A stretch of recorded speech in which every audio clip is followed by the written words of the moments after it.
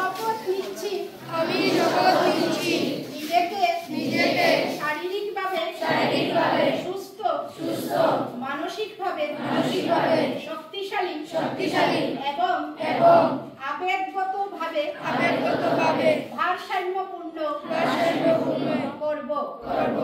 আমি আমার পরিবার এবং বন্ধুদের প্রতিদিন খেলাধুলা এবং ফিটনেস ক্রিয়াকলাপে অংশগ্রহণ করতে উৎসাহিত করব।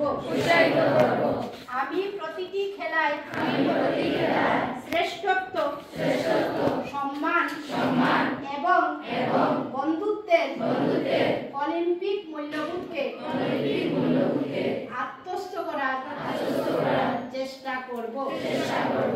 জয় হিন্দ।